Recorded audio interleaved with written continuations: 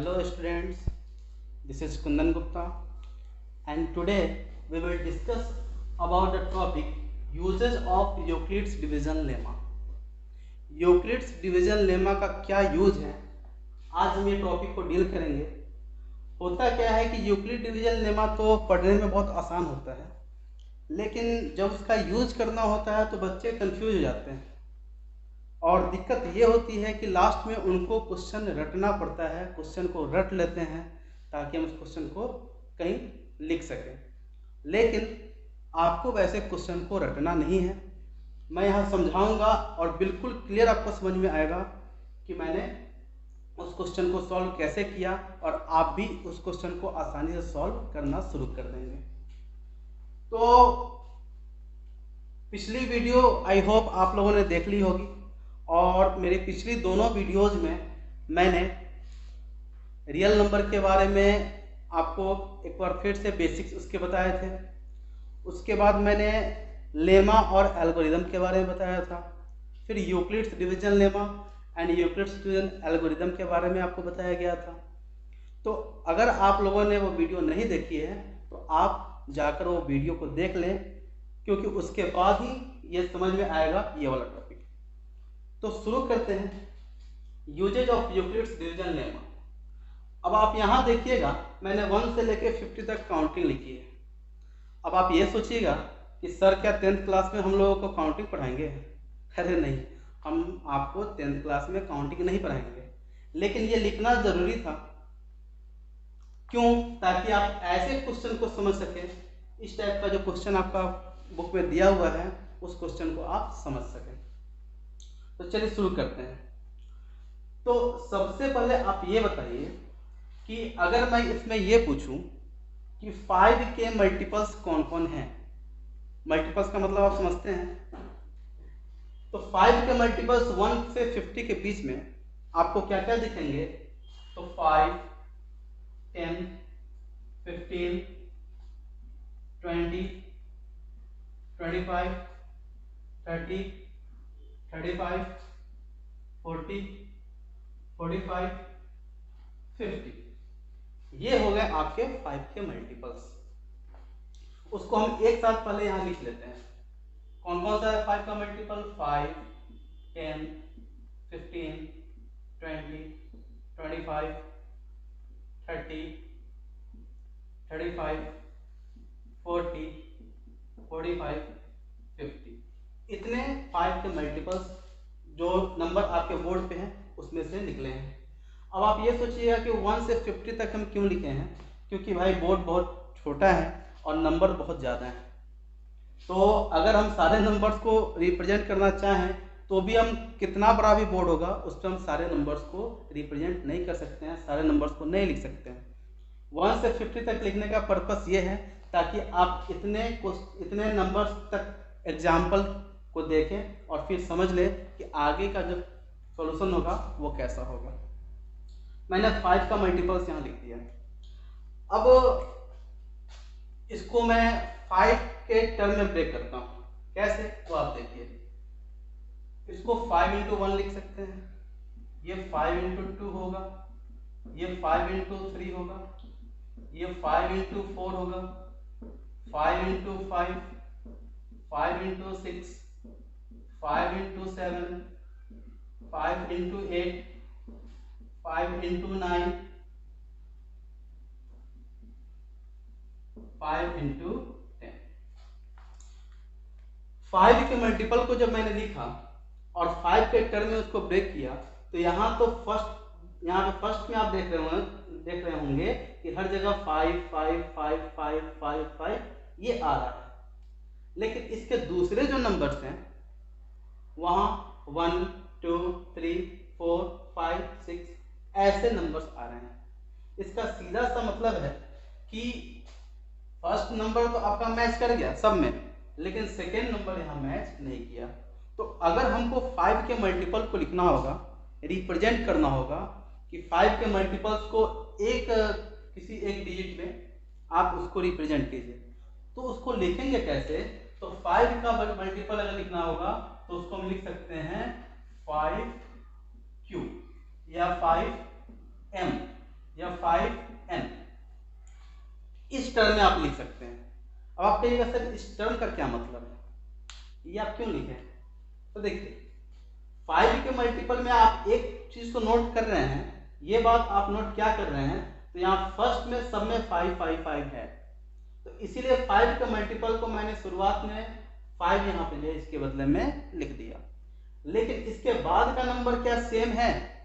तो सेम नहीं है, इसीलिए मैंने एक वेरिएबल का यूज किया। क्यों? क्योंकि यहाँ पे ये जो वेरिएबल है ये रिप्रेजेंट करेगा कि इसके साथ 5 के साथ जो नंबर होंगे वो अलग अलग भी हो सकते हैं, सेम नहीं हो सकते हैं। अब आप क्यू यूज कर सकते हैं, आप एम यूज कर सकते हैं, आप एन यूज कर सकते हैं, ए से लेकर जेड तक 26 लेटर होता है, आप किसी का यूज कर सकते हैं। लेकिन जिस लेटर का यूज कीजिएगा, जैसे मैंने अगर यहाँ क्यू का यूज किया तो मैं क्या लिखूंगा, यहाँ लिख दूंगा कि where Q is some integer. मैं इस चीज को यहाँ शो करूंगा, इस बात को लिखूंगा कि क्यू क्या है, कोई इंटीजर है। क्यों? क्योंकि क्यू का एक फिक्स्ड वैल्यू तो है नहीं, क्यू कहीं 1 आएगा, कभी 2 आएगा, कभी -1 आएगा, -2 आएगा, तो क्यू यहाँ क्या होगा, कोई इंटीजर होगा। यानी कि 5 के मल्टीपल को अगर हमको लिखना होगा, रिप्रेजेंट करना होगा कि 5 के सारे मल्टीपल को हम कैसे रिप्रेजेंट करें, तो हम 5Q लिख सकते हैं और या 5M लिख सकते हैं। जो लेटर चाहें आप वो लेटर यहाँ लिखिए, लेकिन जिस लेटर का आप यूज कीजिएगा, जैसे मैंने Q का यूज किया, अगर M का यूज करता, अगर 5 के मल्टीपल को 5M लिखता, तो यहाँ नीचे उसको बताता कि where M is some positive integer. तो अब हमें ये बताइए कि अगर कोई नंबर इस फॉर्म में लिखा हुआ है 3Q, इसका क्या मतलब है? 3Q का मतलब हो गया कि नंबर 3 का मल्टीपल है। जो भी नंबर आएगा इसमें सब 3 के मल्टीपल होंगे, क्योंकि यहाँ शुरू में 3 आएगा। 3 यहाँ मल्टीप्लिकेशन के फॉर्म में है। अब जाहिर सी बात है कि अगर 3 से इसको कैंसिल आउट कीजिएगा तो 3 और 3 कैंसिल आउट तो हो जाएगा, यानी कि पूरा का पूरा कैंसिल आउट होगा। तो इसीलिए अगर कोई नंबर 3Q के फॉर्म में है तो इसका मतलब ये 3 का मल्टीपल है। अच्छा, अब आप बताइए कि अगर कोई नंबर 8Q के फॉर्म में है, इसका क्या मतलब है? बिल्कुल सही, इसका मतलब ये है कि नंबर 8 का मल्टीपल है। अच्छा, नंबर 3Q + 1 के फॉर्म में होगा, इसका मतलब क्या है? इसका मतलब ये है कि नंबर 3 के मल्टीपल से एक ज्यादा है। अच्छा, नंबर 5Q + 4 के फॉर्म में है, इसका क्या मतलब है? इसका मतलब है कि नंबर 5 के मल्टीपल से 4 ग्रेटर है, 4 ज्यादा है। तो 3Q + 1 5Q + 4, ये इसका मतलब क्या है, ये आप समझ गए ना? तो इसी टाइप का क्वेश्चन आपको NCERT के फर्स्ट एक्सरसाइज में दिया गया है, जिसको बच्चे ज़्यादातर बच्चे उसको जो है रटने की कोशिश करते हैं, लेकिन हम लोग कॉन्सेप्ट को क्लियर करेंगे और फिर जो है उसके क्वेश्चन को का सॉल्यूशन देखेंगे। पहले अभी एक बार और इस कॉन्सेप्ट को हम लोग देखते हैं। चलिए, 5 के मल्टीपल को तो मैंने यहाँ लिख दिया है, तो 5 का जो मल्टीपल होता है वो किस फॉर्म में होता है? 5Q के फॉर्म में होता है। 5Q के फॉर्म में होता है, या 5M के फॉर्म में होता है, या 5N के फॉर्म में होता है। जैसा वेरिएबल आप चाहें वैसा यूज कर सकते हैं। तो 5Q के फॉर्म में ये है, क्योंकि 5 का मल्टीपल है। 5Q के फॉर्म में ये भी है, 5Q के फॉर्म में ये भी है, 20 भी 5Q के फॉर्म में है।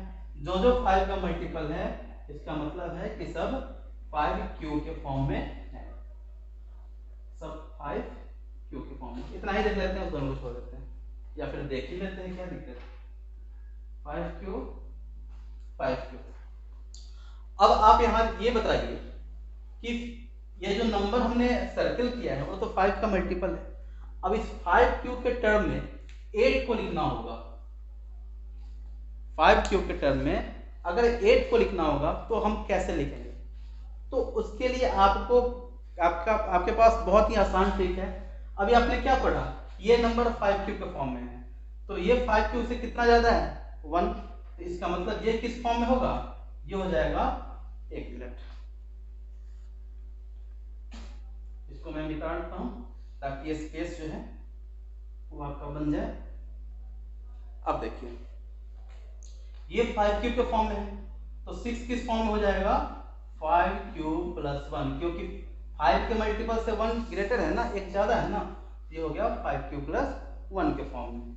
अच्छा 7 को क्या लिखेंगे आप बताइए, 5 क्यूब प्लस 2, 5 के मल्टीपल से 2 ज्यादा है। अगर 8 को लिखना होगा तो क्या लिखेंगे 5 क्यूब प्लस 3, क्योंकि 5 के मल्टीपल से 3 ग्रेटर है। अगर 9 को लिखना होगा तो 5 क्यूब प्लस 4, और फिर अगला नंबर हमारा आ गया 5 क्यूब। यानी कि 5 क्यूब के टर्म में अगर नंबर को लिखते हैं तो क्या क्या हम लिख सकते हैं, तो हम उसके बदले में लिख सकते हैं 5 cube plus 1, 5 cube plus 2, 5 cube plus 3, 5 cube plus 4। इतने फॉर्म में नंबर को लिखा जा सकता है अगर नंबर 5 का मल्टीपल है तो। यहां तक क्लियर है? अच्छा अब हमको ये बताइए कि नंबर 6 का मल्टीपल होगा तो उसको किस फॉर्म में लिखेंगे। जाहिर सी बात है कि 6 क्यूब के फॉर्म में लिखेंगे। अगर 6 का मल्टीपल है तो 6 क्यूब के फॉर्म में लिखेंगे, तो 6 क्यूब प्लस 1 क्या रिप्रेजेंट करेगा, 6 क्यूब प्लस 1 ये रिप्रेजेंट करेगा कि नंबर 6 के मल्टीपल से एक ज्यादा है। तो अब आप 1 से 50 तक यहाँ देखिए और बताइए कि किस नंबर को 6 क्यूब प्लस 1 के फॉर्म में रिप्रेजेंट किया जा सकता है। कौन कौन सा नंबर 6 क्यूब प्लस 1 के फॉर्म में होगा बताइए। चलिए शुरू करते हैं। 7 देखिए तो 6 का मल्टीपल से एक ज्यादा है। चलिए उसके बाद बताइए, तो 6 का मल्टीपल 12, उससे एक ज्यादा 13। ये भी आपका ये हो गया 6 क्यूब प्लस 1 के फॉर्म में, ये हो गया 6 क्यूब प्लस 1 के फॉर्म में। अच्छा उसके बाद 18 से एक ज्यादा, यानी कि ये हो गया 6 क्यूब प्लस 1 के फॉर्म में। तो 6 क्यूब प्लस 1, 4 क्यूब प्लस 1 ये सब क्या है, ये आप समझ गए ना कि इसका क्या मतलब होता है। बच्चे यही नहीं समझ पाते हैं कि सर 6 क्यूब, 5 क्यूब, 4 क्यूब ये क्या है, ये भाई कौन सा एलियन है। ये कोई एलियन नहीं है, ये मैथमेटिक्स का ही टर्म हुआ। आपको उम्मीद है कि अब आपको जो है समझ में आ गया होगा कि इसका मतलब क्या है। अभी फिलहाल हमको केवल मतलब समझना है, तो इसका मतलब समझ में आ गया। अब देखिए एक ही नंबर को अलग अलग तरीके से लिखा जा सकता है। जैसे 20 की बात करें तो 20 को अगर 5 क्यूब के फॉर्म में लिखना होगा तो ये 5 का मल्टीपल है तो 5 क्यूब होगा। 20 जो है अगर जो है 5 का मल्टीपल लिखेंगे तो 5 क्यूब के फॉर्म में होगा। लेकिन अगर हम 20 को 6 के मल्टीपल में लिखें, 6 के मल्टीपल में 6 क्यूब के फॉर्म में, तो हम क्या लिखेंगे, तो सबसे पहले ढूंढेंगे कि 20 के आसपास 6 का मल्टीपल कौन है, कौन है 18 6 का मल्टीपल है ना, यानी कि ये जो 18 है ये किस फॉर्म में है 6 क्यूब फॉर्म में है। तो 6 क्यूब फॉर्म में है तो 20 से कितना जाता है 2, यानी कि 20 जो है 6 क्यूब के फॉर्म में अगर लिखते हैं तो क्या लिखेंगे 6 क्यूब प्लस 2। 20 को क्या लिखेंगे 6 क्यूब प्लस 2, क्यों, क्योंकि 6 के मल्टीपल से ये 2 जाता है। अच्छा 7 के मल्टीपल के फॉर्म में लिखना होगा, 7 क्यूब के फॉर्म में लिखना होगा, तो हम क्या लिखेंगे, तो देखेंगे कि 7 का मल्टीपल कहाँ, इसके पहले 7 का मल्टीपल कौन है, तो 7 का मल्टीपल 7 होगा, 14 होगा और फिर यहाँ होगा 21। तो हमको इसके पहले का 7 का मल्टीपल देखना है, तो 20 के पहले 7 का मल्टीपल है 14, तो 14 से कितना ज्यादा है 1 2 3 4 5 6 4 ज्यादा है। तो 20 को 7 के मल्टीपल में लिखना होगा तो 7 क्यूब प्लस 6 लिखेंगे। यानी कि एक ही नंबर को आप जिस फॉर्म में चाहें उस फॉर्म में लिख सकते हैं, इसमें आपको कोई दिक्कत नहीं है। चलिए अब हम बात करते हैं कि हमने 5 क्यूब के फॉर्म में नंबर को जब लिखा तो हम 5 क्यूब प्लस 4 तक ही स्टॉप क्यों कर गए, हमने 5 क्यूब प्लस 5 क्यों नहीं लिखा। तो इसके दो कारण हैं। एक कारण तो अपना कॉमन सेंस है और दूसरा यूक्लिड डिवीजन लेमा। एक तो अपना कॉमन सेंस इसलिए है क्योंकि आप यहाँ देखिए ये 5 क्यूब के फॉर्म में, यानी कि 5 का जो मल्टीपल है वो 5 क्यूब के फॉर्म में होता है। तो ये हो गया 5 क्यूब प्लस 1, ये हो गया 5 क्यूब प्लस 2, ये हो गया 5 क्यूब प्लस 3, ये हो गया 5 क्यूब प्लस 4। अगला जो नंबर है वो फिर तो 5 का मल्टीपल हो गया, नेक्स्ट जो नंबर है वो भी तो 5 का मल्टीपल हो गया। तो हम इसको 5 क्यूब प्लस 5 नहीं लिखेंगे, हम इसको वापस लिखेंगे 5 क्यूब, क्योंकि 5 का मल्टीपल किस फॉर्म में होता है 5 क्यूब के फॉर्म में होता है। तो एक तो आपका ये अपना कॉमन सेंस हो गया। दूसरा हम ये देखते हैं कि हमने यूक्लिड डिवीजन लेमा पढ़ रखा है। तो यूक्लिड डिवीजन लेमा में हमने क्या पढ़ा है कि कोई भी number a is equal to B Q plus R के फॉर्म में होता है। और r के बारे में क्या बताया गया, r is greater than or equals to 0 less than b। r is equals to 0 greater than 0 but less than b। ये आपको बताया गया यूक्लिड डिवीजन लेमा में। तो इस अगर हम b की जगह 5 लिखते हैं तो नंबर क्या हो जाएगा, a is equal to 5q plus are. क्योंकि देखिए a की जगह तो a ही है, q की जगह q है, r की जगह r है, बस हमने b की जगह जो है चेंज किया है, b की जगह क्या लिखे हैं, 5 लिखे हैं। तो अब हमको ये बताइए कि यहाँ जो हमने ये जो लिखा है r is greater than or equal to 0 less than b, इसका क्या मतलब हो जाएगा। तो इस टर्म में इसका मतलब हो जाएगा r is greater than or equal to 0 less than b की जगह कौन आ गया 5, तो लेस देन हो गया 5। अब हमें इसका मतलब समझना है कि अगर हम b की जगह, यानी कि b क्या होता है डिवाइजर, यानी कि किसी नंबर को 5 से डिवाइड करते हैं तो रिमाइंडर क्या क्या आ सकता है, तो वो बताएगा ये वाला टर्म।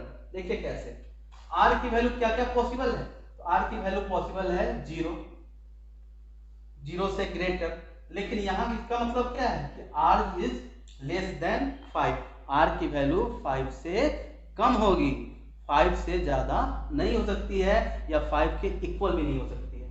तो 0 से 5 के कम तक कौन सा नंबर हो गया, 5 के पहले क्या आता है 4, तो 0 से लेके 4 तक यहाँ जो है वैल्यू आ जाएगी इस टर्म में।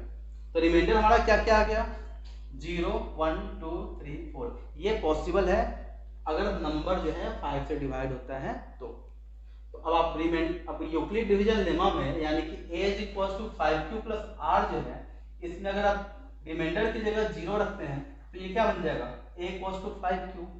अगर 1 रखते हैं तो ये क्या बन जाएगा 5q प्लस 1, 2 रखिएगा तो 5q प्लस 2, 3 रखते हैं तो 5q प्लस 3, 4 रखते हैं तो 5q प्लस 4।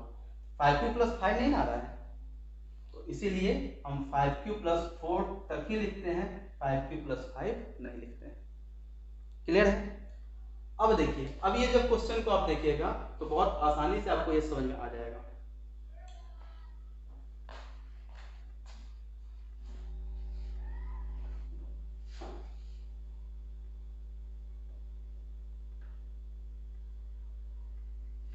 चलिए देखिए, अच्छा एक टर्म और हम लोग डिस्कस कर लेते हैं। जैसे हमने यहाँ पे एक नंबर लिखा है 6q प्लस 4। अगर मैं ये पूछूं कि क्या ये 4 से डिविजिबल है कंप्लीटली, क्या 4 से इसको कंप्लीटली डिवाइड किया जा सकता है, तो इसको हम कैसे समझेंगे। तो देखिए, आपके पास कोई भी नंबर किसी फॉर्म में हो ना, तो आप उसमें से देखिए कि क्या क्या कॉमन पॉसिबल है, क्या क्या उसमें से कॉमन निकाला जा सकता है। आप ये बताइए कि इस दोनों टर्म में कॉमन क्या क्या होगा। तो हम इस दोनों में से 2 कॉमन ले सकते हैं, ये हो जाएगा 3q प्लस 2, यानी कि कॉमन तो आपका 2 ही आएगा इसमें से। यानी कि जो नंबर आपका कॉमन आएगा ना, जैसे यहाँ 2 कॉमन आ गया, इसका मतलब है कि ये 2 से कंप्लीटली डिवाइड हो सकता है, यानी कि 2 से डिवाइड करेंगे तो रिमाइंडर 0 आएगा, रिमाइंडर कुछ नहीं बचेगा। अब जैसे देखिए, एक नंबर है 8q प्लस 4, तो अगर मैं पूछूं कि ये किस किस नंबर से कंप्लीटली डिविजिबल है, तो देखिए आप इसमें क्या क्या कॉमन आ सकता है। तो 2 कॉमन आ सकता है, 2 कॉमन लेंगे तो हो जाएगा 4q प्लस 2, या और क्या कॉमन आ सकता है 4 कॉमन आ सकता है, ये क्या हो जाएगा 2q प्लस 1। तो हमको इससे मतलब नहीं है अंदर क्या है उससे मतलब नहीं है, हमको ये देखना है कि बाहर कॉमन क्या निकल गया है। बाहर 4 निकल गया है और बाहर 2 निकल गया है, यानी कि इस नंबर में 2 भी कॉमन है और 4 भी कॉमन है। इसका सीधा सा मतलब ये है कि ये नंबर 2 से भी डिविजिबल है और ये नंबर 4 से भी डिविजिबल है। यानी कि जो नंबर बाहर आए हमें ये समझ लेना है कि वो नंबर उससे कंप्लीटली डिविजिबल है। जैसे यहाँ 8q प्लस 4 में 4 कॉमन आ गया, 2 भी कॉमन आ गया, तो 8q प्लस 4 2 से भी डिविजिबल होगा और 4 से भी डिविजिबल होगा। अब हमको ये बताइए कि कोई भी नंबर 2 से डिविजिबल होता है तो उसको क्या बोलते हैं। जाहिर सी बात है इवन बोलते हैं, और जो 2 से डिविजिबल नहीं होता है उसको क्या बोलते हैं, ऑड बोलते हैं। ये तो भाई आप 3 4 में ही पढ़े होंगे। अब क्वेश्चन पे आते हैं। क्वेश्चन ये है कि सो दैट एनी पॉजिटिव और integer is of the form 6q + 1 और 6q + 3 और 6q + 5। यहाँ और लगा है, और का मतलब ये है कि या तो इस फॉर्म में होगा या फिर इस फॉर्म में होगा या फिर इस फॉर्म में होगा। ये एनसीईआरटी का क्वेश्चन है, एक्सरसाइज 1.1 का। तो इसके लिए हम क्या करेंगे, तो इस नंबर में कहीं भी कोई पॉजिटिव इंटीजर हमारे पास दिया हुआ है, नहीं दिया हुआ है, तो हम सबसे पहले क्या करेंगे, हम ये लेट कर लेंगे। तो let A be any positive integer, हम ये मान लेंगे कि कोई पॉजिटिव इंटीजर होगा ए, क्योंकि यहाँ बोल रहा है कि so that any positive odd integer. तो एनी पॉजिटिव ऑड इंटीजर के बारे में तो कुछ नहीं दिया हुआ है, हमें लेट ही करना पड़ेगा। तो हम लेट करेंगे कि let any positive integer, odd नहीं मानेंगे, और तो हम बाद में प्रूफ करेंगे। हम यहाँ लेट करेंगे कि let A be any positive integer. अब ये बताइए कि अगर a को हम b से डिवाइड करें, अगर हम a को b से डिवाइड करें तो जाहिर सी बात है कि कुछ क्वोशिएंट और कुछ रिमाइंडर आएगा। तो उसको हमने यहाँ लिखा है, क्योंकि प्रोसेस आपका बहुत मायने रखता है। आप इसको 2-3 लाइन में भी बना सकते हैं। बहुत सब बोलेगा कि 2-3 लाइन में बना लीजिए, काम आपका हो जाएगा। हमें पूरा काम नहीं करना, हमें यहाँ काम नहीं चलाना है, हमें जो है एग्जाम में अच्छे नंबर लाने हैं। ये कॉम्पिटिटिव एग्जाम नहीं है, ये बोर्ड के एग्जाम की तैयारी हो रही है, और बोर्ड के एग्जाम में आपको प्रॉपर सॉल्यूशन देना होगा। तो प्रॉपर सॉल्यूशन पर ज़्यादा डिपेंडेंट रहिएगा, शॉर्टकट में विश्वास नहीं कीजिएगा, ठीक है। तो अब यहाँ देखते हैं, तो जब हम a को b से डिवाइड करेंगे तो जाहिर सी बात है कि हमें कोई क्वोशिएंट मिलेगा, उसको हम q मान लिए, और रिमाइंडर मिलेगा, उसको हम r मान लिए। तो on dividing a by b, let q be the quotient and r be the remainder। अब जब a और b दो नंबर आ गया तब तो यूक्लिड डिवीजन लेमा का यूज होगा। तो यूक्लिड डिवीजन लेमा के according, by Euclid division lemma हम क्या लिख सकते हैं, a = bq + r। अब वही चीज where r is greater than or equals to 0 less than b। अब अगर हम कंपेयर करें इसका यूक्लिड डिवीजन लेमा से, यहाँ क्या लिखा हुआ है 6q + 1, और ये क्या होता है, यूक्लिड डिवीजन लेमा का स्टेटमेंट होता है bq + r। तो कंपेयर अगर करेंगे तो यहाँ q यहाँ q, b की जगह क्या दिख रहा है, यहाँ पे 6 दिख रहा है, यानी कि हमारा जो डिवाइजर है वो हमारा यहाँ क्या है 6 है। तो इसीलिए हम क्या करेंगे, ये हमको क्वेश्चन में ही दिख जाएगा कि b की जगह क्या पुट करना है, वो क्वेश्चन में ही दिखेगा। यहाँ जो जैसे q के साथ जो आपका नंबर है वही b की वैल्यू को शो करेगा। तो b की जगह में क्या रखना है, 6 रखना है। On putting b = 6 in equation 1, ये हमारा इक्वेशन 1 है। इक्वेशन 1 में अगर हम b की जगह 6 रखते हैं तो ये क्या हो जाएगा, केवल b की वैल्यू को रखना है, बाकी सब तो वैसा ही रहेगा। तो a की जगह पे a ही रहेगा, b की जगह क्या आ गया 6, q की जगह q रहेगा, r की जगह r रहेगा। तो अब न्यू इक्वेशन हमें मिला a = 6q + r, और इसे हम लेट कर लेंगे इक्वेशन 2। ये हमारा हो गया इक्वेशन 2। अब जब यहाँ चेंजिंग आई b में तो यहाँ भी चेंजिंग आएगा b में। अब ये वाला टर्म यहाँ जब लिखेंगे तो 0 की जगह 0 रहेगा, r की जगह r रहेगा, लेकिन b की जगह क्या आ जाएगा 6। अब इसका मतलब समझते हैं। इसका मतलब अभी हमने यहाँ पे देखा था कुछ देर पहले, r = 0 greater than 0 less than 6। r की वैल्यू 0 होगी, 0 से बड़ी होगी, लेकिन 6 से छोटी होगी। कौन कौन सी पॉसिबल वैल्यू है, तो so possible value of r 0 हो सकता है, 1 2 3 4 5, यहीं तक हो सकते हैं। r की वैल्यू ना 6 तक पहुंचेगा ना 6 से ज्यादा होगा। अब हम r की वैल्यू यहाँ देखें तो 0 1 2 3 4 5 ये आया। अब हम क्या करेंगे, r की जो जो पॉसिबल वैल्यू है उसको एक एक करके 1 by 1 हम इक्वेशन 2 में पुट करेंगे। तो पहले अगर 0 पुट करेंगे, r की वैल्यू अगर 0 रख दिया जाए, ये हो गया 0, a = क्या हो जाएगा 6q, r की जगह 1 रखेंगे, ये हो जाएगा a = 6q + 1।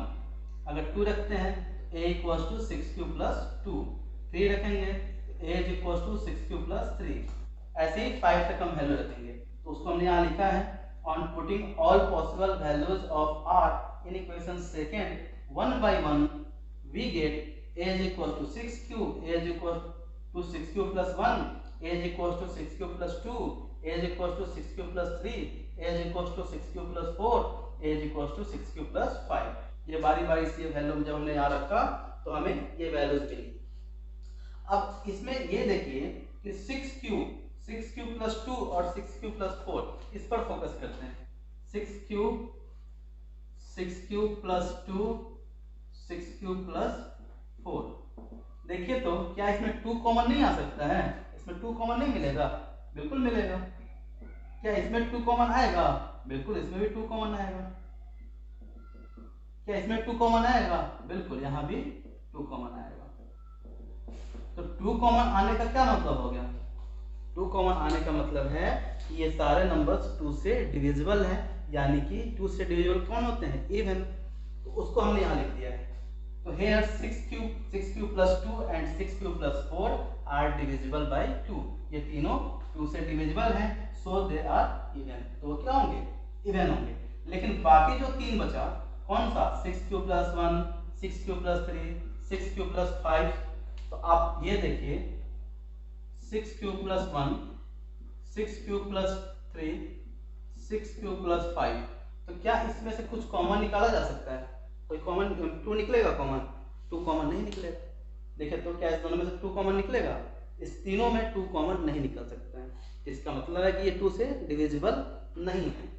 तो उसको मैंने यहाँ लिखा है कि similarly 6 cube plus 1, 6 cube plus 3, 6 cube plus 5 are not divisible by 2, so they are odd.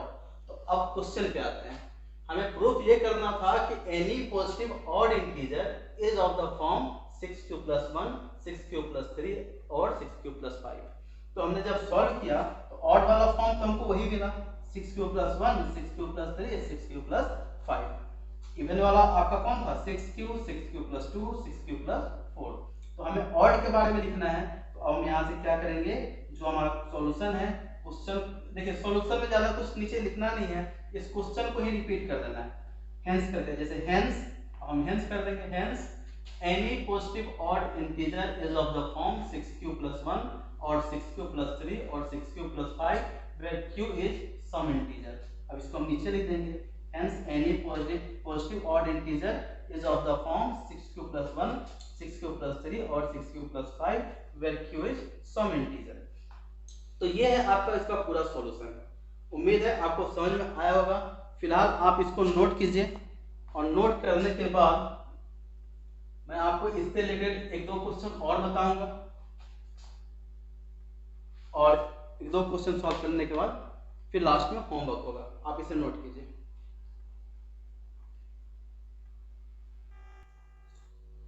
तो लिख लिया आप लोगों ने। अब हम लोग नेक्स्ट क्वेश्चन पे आते हैं, क्योंकि क्वेश्चन का पैटर्न थोड़ा अलग अलग होता है। किसी क्वेश्चन में केवल पॉजिटिव इंटीजर होगा, किसी क्वेश्चन में पॉजिटिव इंटीजर का स्क्वायर होगा। पिछले क्वेश्चन और इस क्वेश्चन में क्या डिफरेंस है वो पहले देखते हैं। इसके पहले जो हमने क्वेश्चन सॉल्व किया उसमें और इसमें डिफरेंस ये है कि यहाँ लिखा हुआ है कि so that the square of any positive integer. उस क्वेश्चन में स्क्वायर नहीं था, यहाँ पॉजिटिव इंटीजर का स्क्वायर हमें प्रूफ करना है। यानी कि सीधी सी बात है कि हमें यहाँ क्या करना होगा, नंबर जो हम लेट करेंगे, ए जो हम लेट करेंगे उसका स्क्वायर करना होगा। पिछले क्वेश्चन को आप देखिए अभी फिलहाल, पिछले क्वेश्चन में देखिएगा तो वहाँ स्क्वायर नहीं होगा, वहाँ सीधे होगा so that any positive integer या एनी पॉजिटिव ऑड इंटीजर। लेकिन यहाँ पे देखिए तो यहाँ पे नंबर का स्क्वायर, तो स्क्वायर वाले क्वेश्चन को कैसे सॉल्व करेंगे। अब यहाँ स्क्वायर की जगह क्यूब भी हो सकता है, तो स्क्वायर क्यूब पावर 4 कुछ भी हो जाए पावर, तो उसको कैसे सॉल्व करेंगे उसको हम लोग अभी देखते हैं। तो सेम वही चीज, क्या कोई पॉजिटिव इंटीजर लेट कर लेंगे, तो let A be any positive integer. अब हम आपको पहले ही बताए थे कि यही पे आपको मिल जाएगा कि b की वैल्यू क्या होगी। तो देखिए यहाँ m के साथ क्या है 3। अब यहाँ टॉपिक एक समझने वाले ये है, आप कहिएगा सर पिछले क्वेश्चन में जो हम देखे थे वो 6 क्यूब प्लस 1 इस फॉर्म में था, 6 cube plus 2, 6 cube plus 3, 6 cube plus 4, 6 cube plus 5 इस फॉर्म में था। इसमें जो क्वेश्चन है वो 3m और 3m प्लस 1 के फॉर्म में। अब आप कहिएगा सर यहाँ Q था और यहाँ M आ गया, अब ये कहाँ से आ गया, इसमें हम क्या करेंगे? तो देखिए इसमें आपको घबराने की जरूरत नहीं है, आपने वहाँ शुरू में भी a equals to B Q plus r ही लिखा था, यहाँ भी आपको a equals to B Q plus r ही लिखना है। ये जो पोर्शन है ये बाद में अपने आप आपका चेंज हो जाएगा, लेकिन ये बात आप समझ लीजिए कि आप यहाँ Q भी लिख सकते हैं, M भी लिख सकते हैं। ये पहले डिस्कस हो चुका था कि आप जो है अगर कोई नंबर 6 का मल्टीपल है तो आप उसको 6Q लिख सकते हैं, 6M लिख सकते हैं, 6N लिख सकते हैं, इसमें से कुछ भी लिख सकते हैं, वो आप खुद पर डिपेंड करता है। तो जैसा क्वेश्चन होगा उसके अकॉर्डिंग आपको जो है यहाँ 6 के साथ या Q की वैल्यू जो है Q के लिए वैसे वेरिएबल का यूज करना है। तो हम यहाँ लेट कर लेते हैं कि A भी कोई पॉजिटिव इंटीजर होगा, तो A को हम जो है 3 से जब डिवाइड करेंगे तो यूक्लिड डिवीजन लेमा क्या होता है, A is equal to B Q plus R, यानी कि B की जगह क्या आ गया 3 आ गया, तो ये हो गया A is equal to 3Q plus are. क्योंकि हम एक में किससे डिवाइड कर रहे हैं 3 से, तो 3 से डिवाइड कर रहे हैं तो जाहिर सी बात है कि 3 क्या हो गया डिवाइजर हो गया, तो 3 डिवाइजर हो गया, और डिवाइजर को यूक्लिड डिवीजन लेमा में B से रिप्रेजेंट करते हैं, तो B की जगह क्या आ गया 3 आ गया। तो जब B की जगह 3 आ गया तो यहाँ भी थोड़ी चेंजिंग आएगी। अब यहाँ पे जो है B की जगह यहाँ क्या आ जाएगा, B की जगह यहाँ आ जाएगा 3।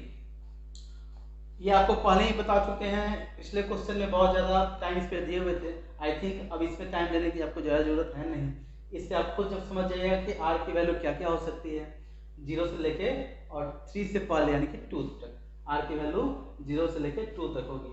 तो all possible values of R क्या हो गया 0 1 2। अब हम क्या करते हैं, हमें क्वेश्चन में स्क्वायर करना है ना, तो अब हम जो नंबर लेट किए हैं वो तो स्क्वायर के फॉर्म में नहीं है, वो तो पॉजिटिव इंटीजर है। तो क्वेश्चन में ये है कि so that the square of any positive integer, जो पॉजिटिव इंटीजर है उसके स्क्वायर को शो करना है, तो हमको उसका स्क्वायर तो करना ही होगा। तो हम क्या करेंगे, सबसे पहले जो पॉजिटिव इंटीजर हमारा है ये उसको स्क्वायर करेंगे, तो इक्वेशन 1 को स्क्वायर करेंगे तो a स्क्वायर यहीं से हो जाएगा, इक्वेशन 1 में a है तो हमको यहाँ से a स्क्वायर की वैल्यू मिलेगी, क्योंकि हमें स्क्वायर करना ही पड़ेगा। तो a स्क्वायर की वैल्यू यहाँ से अगर हम फाइंड आउट करेंगे, हम क्या करते हैं, हमने इक्वेशन 1, ये जो इक्वेशन 1 है यहाँ पे लेट कर दिए इक्वेशन 1, उधर स्पेस नहीं था तो यहीं पे लेट किए हैं। तो a is equals to 3Q प्लस r है, इसमें a लिखा हुआ है, तो हमें क्या करना है, जो इंटीजर उसका स्क्वायर हमें प्रूफ करना है, तो जाहिर सी बात है कि स्क्वायर तो करना ही पड़ेगा। तो हम इक्वेशन 1 का स्क्वायर करते हैं, तो ऑन स्क्वायरिंग इक्वेशन 1 को जब हम स्क्वायर करते हैं तो हमें क्या मिलेगा, तो a का स्क्वायर करेंगे तो a स्क्वायर, और ये आपका RHS में है 3Q प्लस r, तो यहाँ पे 3Q प्लस r का होल स्क्वायर हो जाएगा, क्योंकि इसमें 2 टर्म है तो पूरे का होल स्क्वायर हो जाएगा। अब a स्क्वायर, तो यहाँ पे ये तो सिंपल सा यहाँ पे जो a स्क्वायर हो गया, ये a प्लस b के होल स्क्वायर का जो फॉर्मूला होता है उस पर ब्रेक होगा, और a प्लस b का होल स्क्वायर आप जानते हैं क्या होता है, क्या होता है a प्लस b का होल स्क्वायर। अगर a प्लस b का होल स्क्वायर फाइंड आउट करना होगा तब क्या लिखिएगा, a square plus 2ab plus b square. ये तो आपने बहुत पहले पढ़ा भी और आई थिंक सबको ये मतलब जो है मालूम रहता है। तो a प्लस b का होल स्क्वायर हम यहाँ यूज किए, तो फॉर्मूले के अकॉर्डिंग फर्स्ट में आता है a स्क्वायर, तो 3Q का स्क्वायर क्या आएगा 9Q स्क्वायर, यानी कि हम क्या करेंगे, यहाँ पे जब हम इसको इस फॉर्म में लिखते हैं तो फॉर्मूला हो जाएगा a square plus 2ab plus b square, ठीक है ना। इस फॉर्म में आ गया, तो इसको हमने यहाँ पे ब्रेक करके लिखा, ये हो गया 3Q का स्क्वायर 9Q स्क्वायर, ये मल्टीप्लाई होके हो गया 6QR, और ये हो गया R स्क्वायर। अब देखिए ये हमारा जो है फॉर्मेशन हो गया। अब R की पिछले क्वेश्चन में क्या किए थे, A का जो वैल्यू मिला था हमें, उसमें R की वैल्यू एक एक करके पुट करते थे, तो यहाँ भी हम अब हमें a स्क्वायर का फॉर्मेशन मिल गया, नंबर का स्क्वायर करने के बाद ये जो इक्वेशन 1 हम लेट किए इसमें a का फॉर्मेशन था, a का फॉर्मेट था, यहाँ है a स्क्वायर का फॉर्मेट, इसलिए a स्क्वायर वाला जो फॉर्मेट है इसको हम इक्वेशन 2 लेट करेंगे और इसी में एक एक करके r की वैल्यू को पुट करेंगे इस इक्वेशन में। तो पहले r की वैल्यू क्या पुट करेंगे 0, तो आप इसको लिख भी सकते हैं, इसलिए रेट से लिखे हैं कि आप लिख भी सकते हैं और नहीं भी लिख सकते हैं। आप सीधे जो है आर की वैल्यू 0 यहाँ लिख भी सकते हैं, नहीं भी लिख सकते हैं, लिखिएगा तब भी बढ़िया, लिखिएगा तो और ज़्यादा बेटर ही होगा। तो हम आर की वैल्यू 0 जब पुट करेंगे तो ए स्क्वायर तो वैसे ही रहेगा, बस आर की जगह 0 आएगा। इसमें तो आर नहीं है तो ये ऐसे ही उतर गया। इसमें आर है तो 6 क्यूब के साथ मल्टीप्लिकेशन है आर का, तो 6 क्यूब के साथ मल्टीप्लिकेशन हो जाएगा 0 का, क्योंकि आर की जगह क्या है 0। और फिर नेक्स्ट स्टेप में है आर स्क्वायर, ये हो गया 0 का स्क्वायर। इसको हमने ऐसे इधर ही सॉल्व कर दिया। तो ये तो 0 से मल्टीप्लाई होकर हो जाएगा 0, ये भी 0 से मल्टीप्लाई होकर हो गया 0 का स्क्वायर 0, बच क्या गया 9 क्यूब स्क्वायर। तो 9 क्यूब स्क्वायर हमें 9 क्यूब स्क्वायर मिला। तो 9 क्यूब स्क्वायर मिला, लेकिन नंबर को हमको किस फॉर्म में करना है 3m और 3m प्लस 1, यानी कि 3 बाहर रहना चाहिए। तो हम क्या करेंगे, इसमें से देखेंगे कि क्या 3 कॉमन आ सकता है, तो बिल्कुल आ सकता है।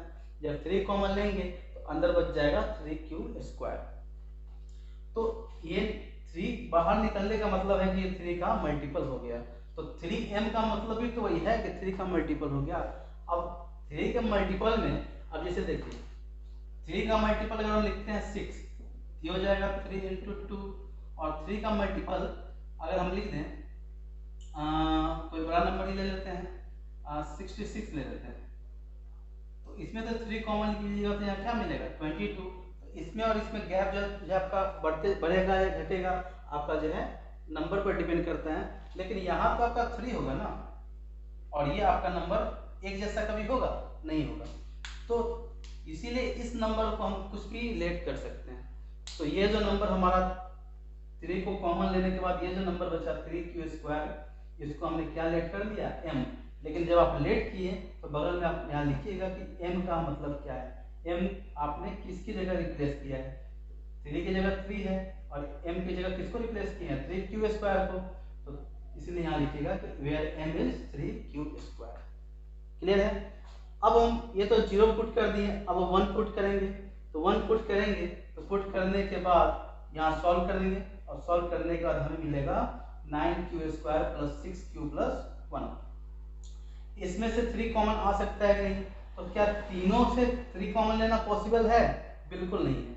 यहाँ तो 3 है ही नहीं, या 3 का मल्टीपल नहीं है। तो हम क्या करेंगे, इसी दोनों में से 3 कॉमन लेंगे, इसको अलग छाट देंगे, इसको साइड कर देंगे। तो हमने जब इस दोनों को देखा, यहाँ क्या क्या कॉमन आ सकता है 3q कॉमन आ सकता है। तो हमने 3q कॉमन लिया, यहाँ बच गया 3q और यहाँ बच गया 2, और ये जो था उसको हमने बगल में लिख दिया। अब देखिए ये भी 3m, ये आपका देखिए कि 3 का मल्टीपल आ गया ना, तो 3 के मल्टीपल में 3 तो यहाँ है, लेकिन इसके साथ कौन सा नंबर है q इंटू 3q प्लस 2। तो हम क्या करेंगे, इसको हम क्या करेंगे m लेट कर लेंगे। तो अगर इसकी जगह m लिख देते हैं तो ये क्या हो जाएगा, अगर इस पूरे की जगह m लिख दिया जाए तो हो जाएगा 3m प्लस 1। इसके जगह में m लिखा तो ये हो गया 3m प्लस 1, और m हमने किसकी जगह लिखा है तो q into 3q square plus 2, यहाँ लिख देंगे फिर m is q into 3q square plus 2। अब देखिए फिर r की जगह हम 2 रखें, तो r की जगह 2 रखने के बाद जब सॉल्व किया गया तो वैल्यू आ गई ये 9q square plus 12q plus 4।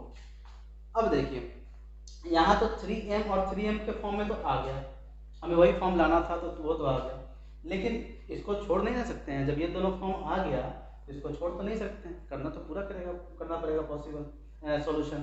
तो अब हम क्या करेंगे, तो सोचेंगे कि 4 को क्या ब्रेक किया जा सकता है, तो बिल्कुल 4 को 3 प्लस 1 में तो ब्रेक किया जा सकता है। तो हम इस दोनों को वैसे ही लिख देंगे और 4 को 3 प्लस 1 के फॉर्म में ब्रेक कर देंगे। इससे फायदा ये होगा कि ये तीनों में जो है 3 कॉमन आ जाएगा। तो इस तीनों में 3 कॉमन आ गया, तो 3 कॉमन होने के बाद यहाँ बचा 3q स्क्वायर, यहाँ 4 प्लस 4q प्लस 1, और ये जो 1 है इसको हम अलग साइड में छाट के लिख दिए। तो अब ये भी आ गया 3m प्लस 1 के फॉर्म में। यहाँ पे m का वैल्यू क्या लिखेंगे, ये वाला पोर्शन, तो ये भी आ गया 3m प्लस 1 के फॉर्म में, जहाँ m की वैल्यू है 3q square plus 4q plus 1। तो हमने जब किसी भी पॉजिटिव इंटीजर को जब सॉल्व किया तो सॉल्व करने के बाद उसका स्क्वायर या तो 3m के फॉर्म में आया या 3m प्लस 1 के फॉर्म में आया। क्या दूसरा कोई फॉर्म आया यहाँ पे, नहीं आया। इसीलिए हम यहाँ देखें कि hence square of any positive integer is either of the form 3m और 3m+1 where m is some integer. m क्या है वहाँ पे, कोई इंटीजर है। m अलग अलग जगह पे अलग अलग इंटीजर है, तो किसी एक के बारे में तो m को नहीं बोल सकते हैं कि हाँ m केवल 3q² को रिप्रेजेंट कर रहा है या इसको रिप्रेजेंट कर रहा है। m कोई भी इंटीजर हो सकता है, तो इसीलिए यहाँ पे हमने क्या लिख दिया कि फॉर सम इंटीजर m। तो यहाँ जो क्वेश्चन हमने देखा वो स्क्वायर पर था। अगर क्वेश्चन में क्यूब होता, क्यूब में हम क्या करते हैं, सेम यही वर्क करते हैं, बस यहाँ पे जो है स्क्वायरिंग की जगह यहाँ आप इस नंबर का क्यूब कर दीजिएगा, यहाँ इस नंबर का क्यूब कर दीजिएगा। अब यहाँ पे कौन सा नंबर होगा वो आपको क्वेश्चन में ही दिख जाएगा कि कौन सा नंबर आपको वहाँ पे लेना है, बी की जगह आप क्या यूज कीजिएगा। तो जब आगे क्वेश्चन आपको ऐसा भी दिखेगा जिसमें आपको क्यूब होगा, तो क्यूब वाले क्वेश्चन को कैसे सॉल्व करना है, जैसे हमने यहाँ स्क्वायर किया है आपको वहाँ पे क्यूब कर देना है, और फिर जब क्यूब का जब आप सिंपलेस्ट फॉर्म में जब उसको ब्रेक कर दीजिएगा, जब सिंपलेस्ट फॉर्म में जब आ जाएगा तो सिंपलेस्ट फॉर्म में लाने के बाद एक एक करके रिमाइंडर की वैल्यू को पुट करना है। सेम यही कंडीशन से आपको क्वेश्चन को सॉल्व करना है। तो आप इसको अभी लिखिए, और लिखने के बाद हम आपको इससे रिलेटेड कुछ क्वेश्चन देंगे जिसको आपको सॉल्व करके लाना है। तो आप फिलहाल इसको नोट कीजिए।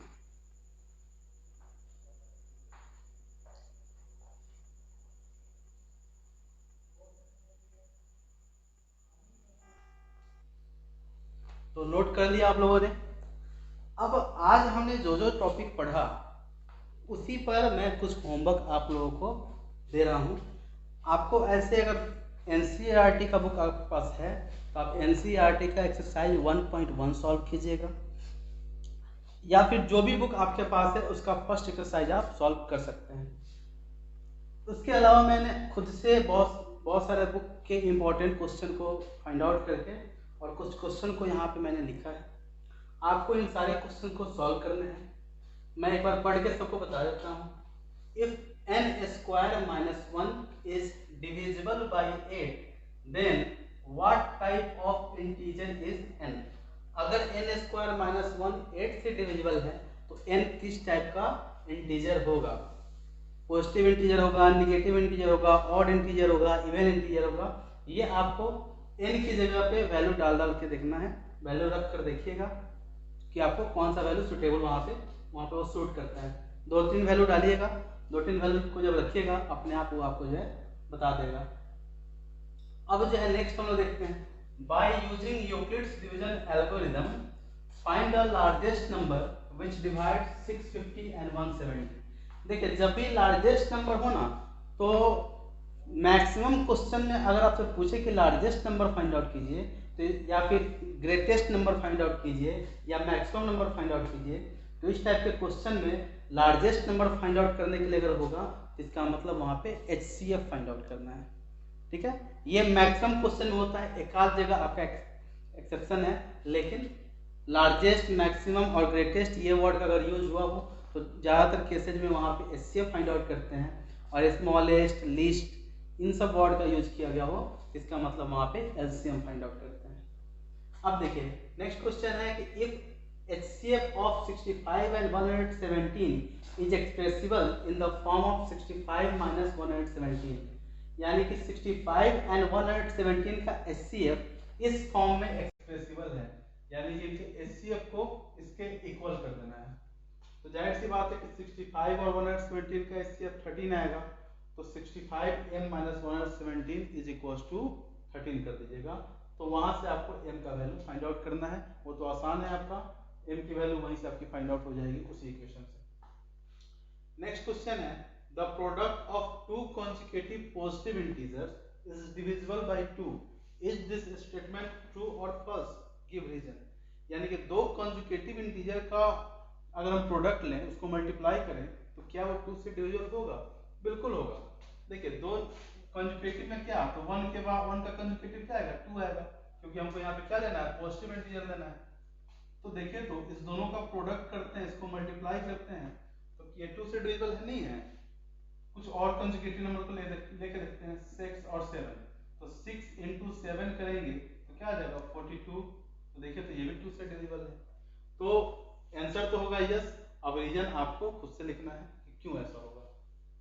फिर नेक्स्ट है, so that any positive odd integer is of the form 8q plus 1, 8q plus 3, 8q plus 5 और 8q plus 7। मतलब वो क्या करना है, b की जगह 8 रखना है और उसको सॉल्व करना है। फिर prove that the square of any positive integer is of the form 5q, 5q plus 1 और 5q plus 4 for some integer q। इसके लिए ये क्वेश्चन हो गया आपका।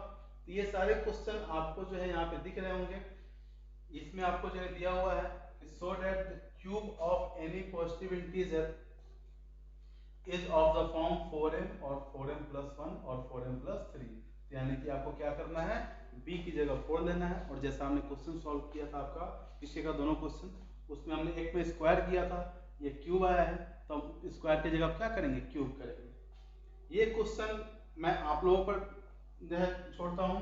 हम आप लोग इस क्वेश्चन को सॉल्व करने की कोशिश कीजिए। अगर जिन बच्चों से हो जाए बहुत अच्छी बात है, अगर जिन बच्चों से नहीं हो वो कमेंट बॉक्स में इसको लिख देंगे, इसको बताएंगे कि ये क्वेश्चन सॉल्व नहीं हुआ है, मैं इस क्वेश्चन को सॉल्व करके फिर आपको दे दूंगा। फिर नेक्स्ट क्वेश्चन है आपका so that any positive even integer is of the form 6q, 6q plus 2, 6q plus 4।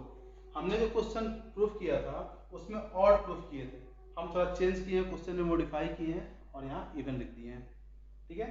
और फिर नीचे आपका वो है स्क्वायर वाला क्वेश्चन है जो कि हम लोगों ने सॉल्व कर लिया है।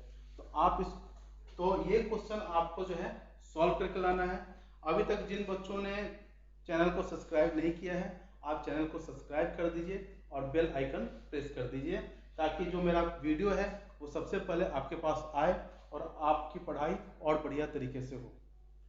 तो आप इसे नोट कीजिए और नोट करने के बाद नेक्स्ट टॉपिक में हम लोग जो है आगे का टॉपिक पढ़ेंगे यानी कि फंडामेंटल थ्योरम ऑफ अर्थमेटिक।